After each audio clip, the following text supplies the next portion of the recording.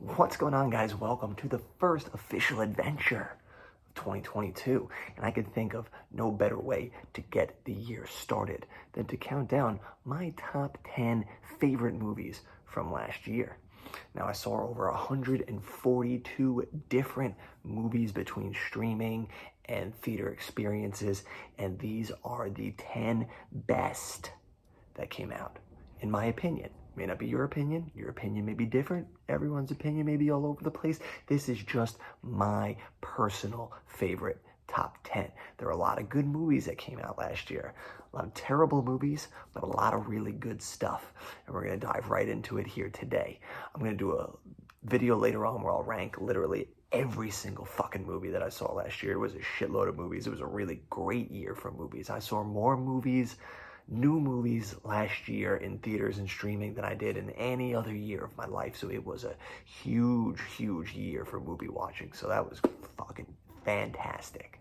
So we're going to jump right into it, and we're going to get going with my top 10. And starting it off at number 10 is Paul Thomas Anderson's Licorice Pizza.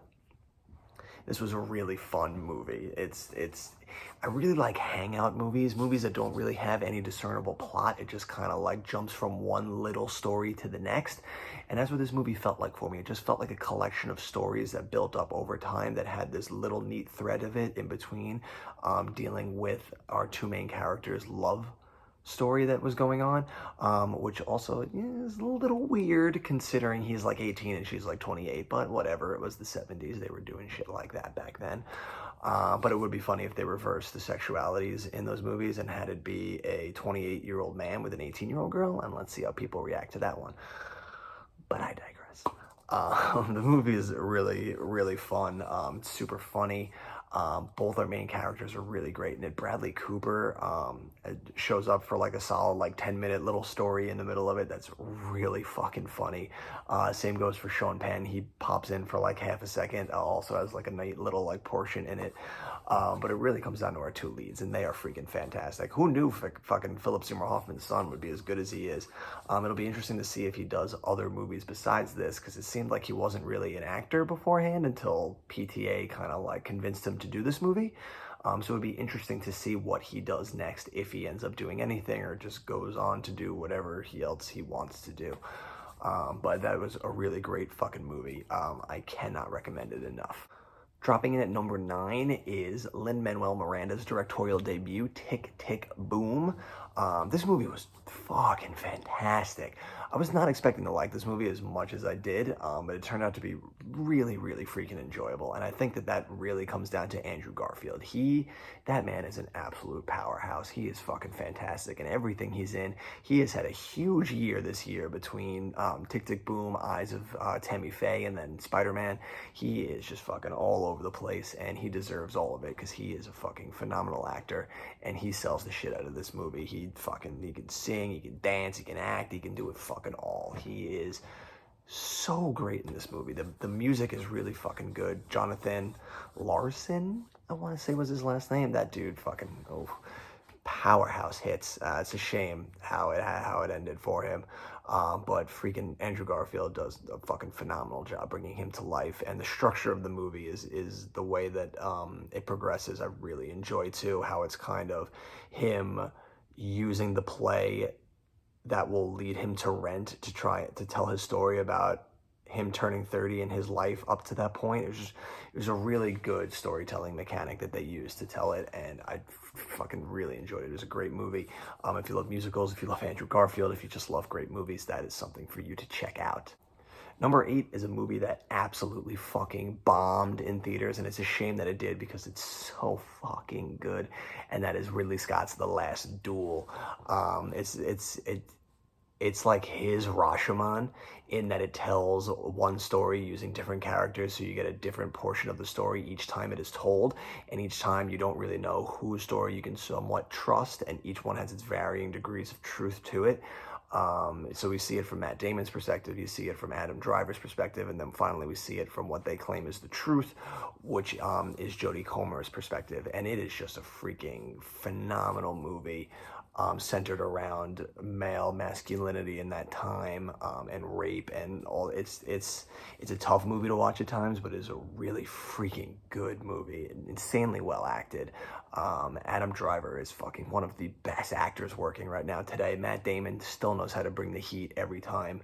Jodie Comer, another person who's having a fantastic year this year between that and Free Guy. Like, she is just crushing it.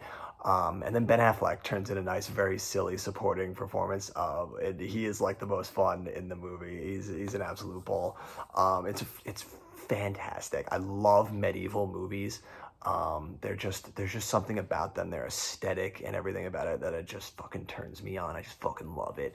And then the finale fight scene, like, it just builds to this fight scene for two plus hours, and then finally when you get it, it is just fucking so good and just it's masterful.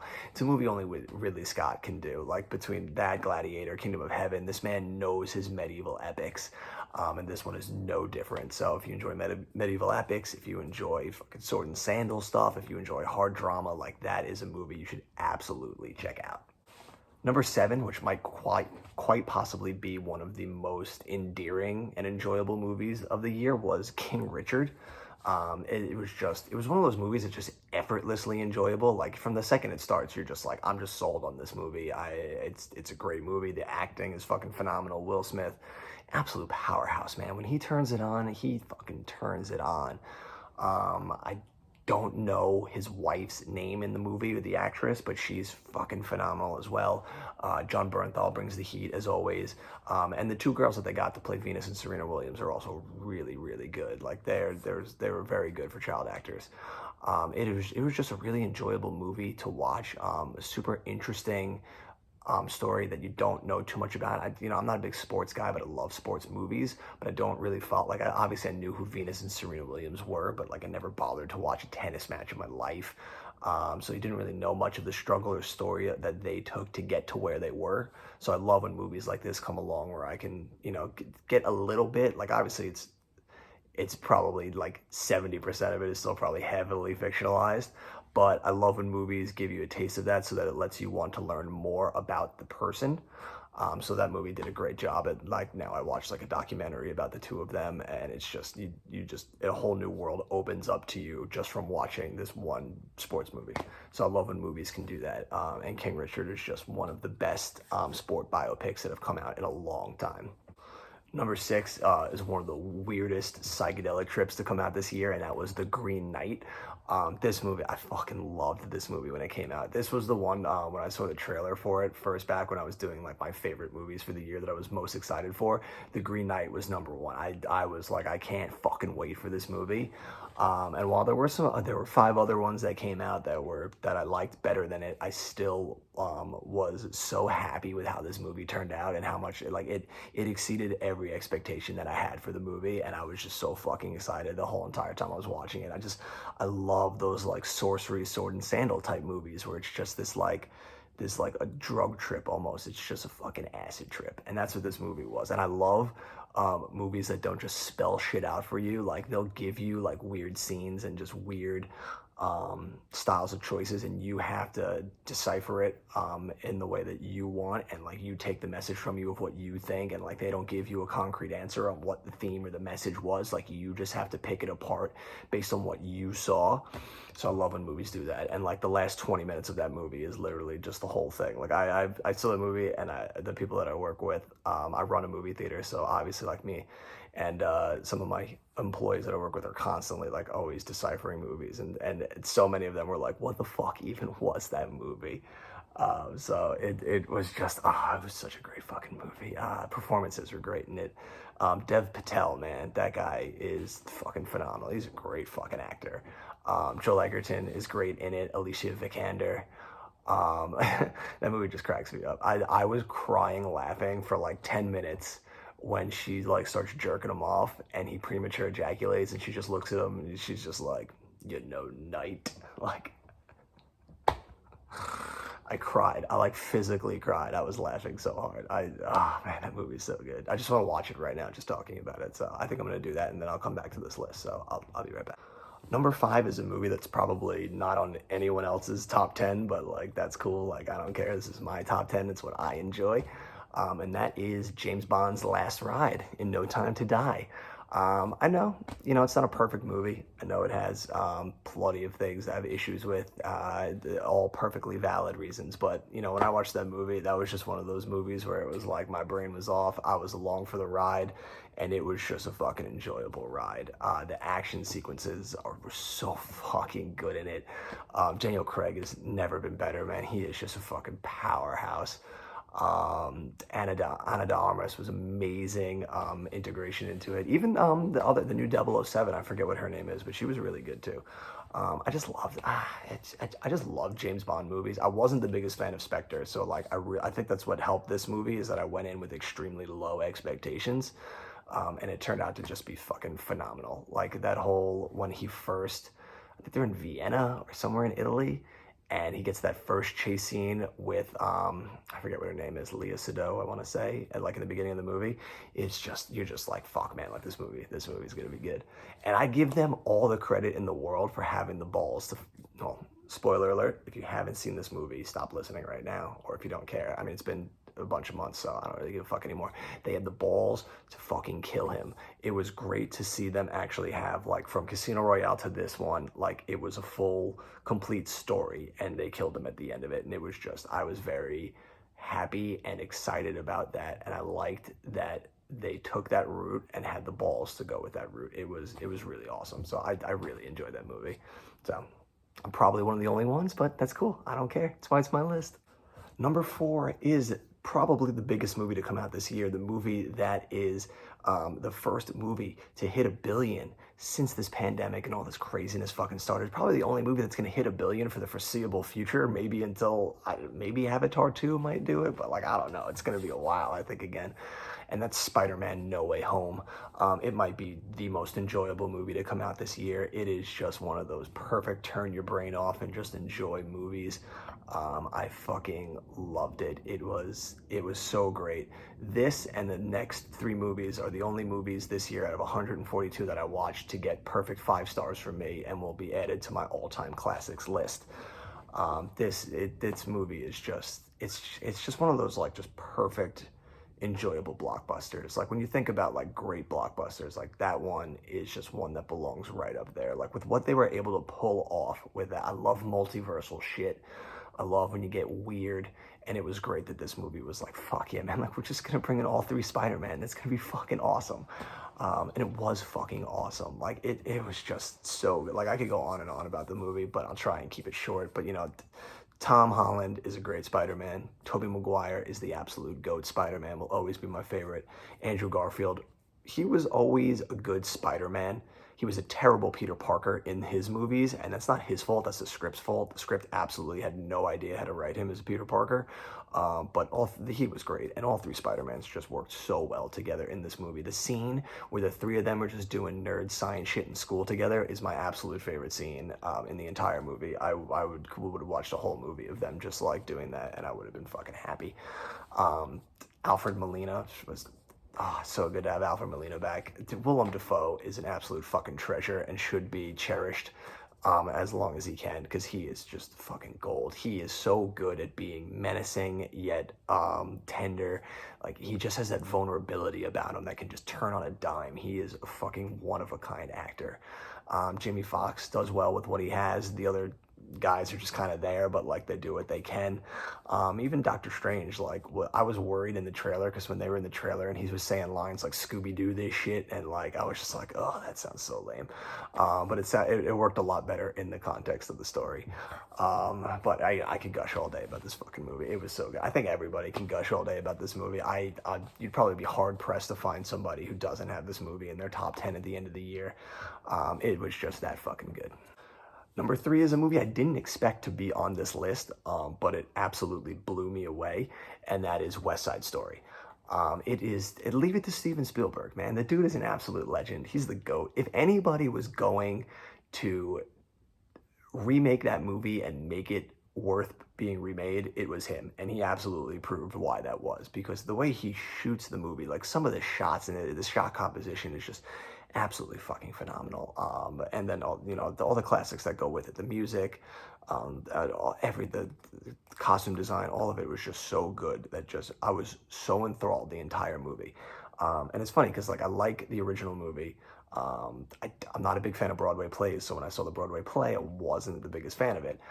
This, I think, is my favorite version of West Side Story that I've seen so far. I have to rewatch the original because I haven't seen it probably since I was in high school. So I'll have to give it a rewatch, but this movie was just fucking so good. Everyone in it was amazing. The songs were just so catchy and still have that pump to it. Like, they're just so good. The leads, everyone was really good. Steven Spielberg, man, it's just like, the dude just, it's easily the best movie he's made, probably since Bridge of Spies. It's so good to see him going outside of his wheelhouse this time, like doing a musical that he's never done before. Like I would hope that with his next movie he'll do something that he hasn't done before. Again, like I would love to see him dip into new genres that he hasn't done and like really continue, you know, exploring this late into his career, because the man proves that even at, you know, in 70 plus ages, like he's still fucking just cranking them out better than anybody. Number two is Edgar Wright's Last Night in Soho. I fucking loved this movie.